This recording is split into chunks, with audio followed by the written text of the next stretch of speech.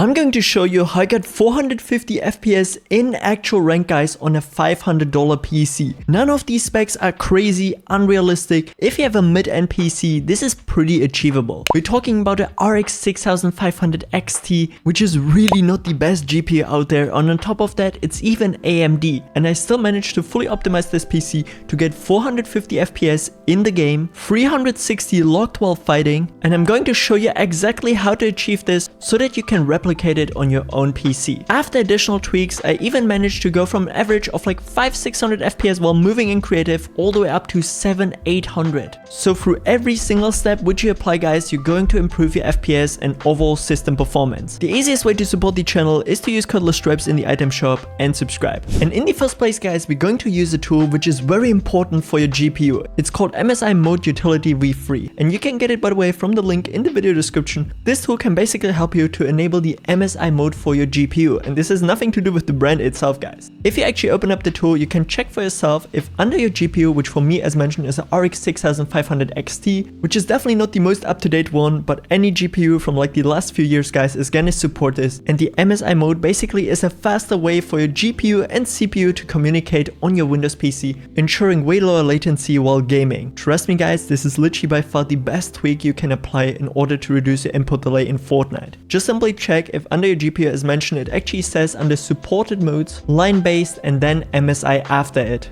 If it says MSI, you can put the check under MSI mode. Make sure to also put the interrupt priority on normal and you're already good to go, guys. This is everything you gotta do. Click under apply and let's continue with the next one. Now in this next step, we're going to optimize your CPU for the best performance here in Fortnite. So what you gotta do is get yourself process Lasso, guys. Again, link to it is gonna be in the video description. Just simply follow all the steps which I'm doing right now here to install it successfully on your Windows PC. Just simply go through the installation, click under agree, you know what I'm saying. Then make sure that everything is preset like here, click on the next and install, and the tool should be already running then in the background of your Windows PC. Now once we have this here open, guys, we can see first of all a bunch of settings. First of all, go under active power profile mode and make sure to put it to bitsim highest performance one. This is super important, guys. Make sure that this one is selected. Pro balance should also be enabled, and also manage processes of all users. Just simply straight up copy it just like I have it. Then we're gonna go under options, general, then you can see refresh interval GUI, and you're gonna put it to 5 seconds, guys. We're gonna go again under options, again under general,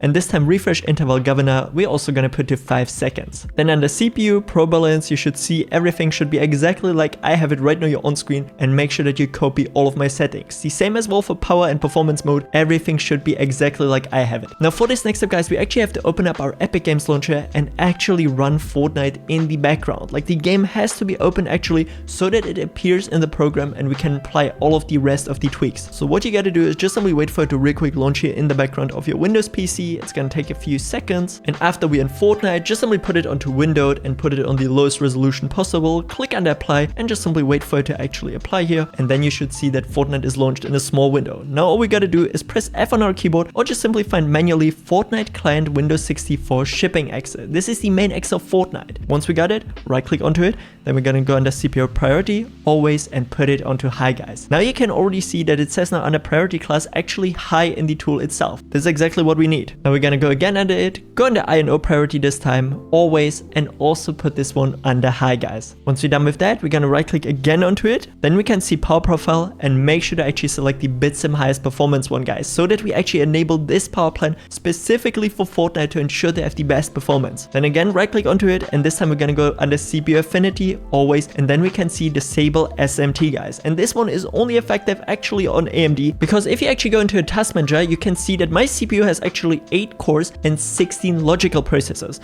which means that I have 8 real ones and 8 virtual ones which are not really there. They're kind of just calculation on my PC. And what we have done with this is basically disable the ones which are not physically there, so that we force our Windows to use all of the real cores. And trust me, this can boost your FPS by so much on AMD CPUs. It's actually crazy. I've used this as well on my low-end laptop. That averaged around 200 FPS in creative with Vigor 7 graphics. I made as well a full video about this, you can check it out afterwards if you want to, guys. Then Process Loader is gonna be automatically in your system tray and you're already fully set up. Now of course guys, if it comes down to the best competitive Fortnite settings or the best settings for maximum FPS, getting a very good stretch resolution is your #1 way to go. But luckily for you, I already made a full-on detailed video with all of the benchmarks compared to the top 5 best stretch resolutions here in Fortnite Chapter 5 Season 2. You can check it out right now, the video to it is gonna be on my channel, or you can find it as well in the video description. So if you're interested in that, definitely make sure to check it out. And of course guys, the most important part is as well your ping. This is why you see FNCS winners like Mero, Asian Jeff, and many more pros use GR Booster. The best part is, with my link in the description, you can actually try it out for absolutely free, guys. GR Booster is gonna look for the best DNS server in your near, always making sure that you have the lowest and most stable ping. Even if you already have really good ping, guys, it's still worth it because it's gonna make it way more consistent. The GR Booster is gonna actively in the background search for the best DNS servers, always making sure that you have the best connection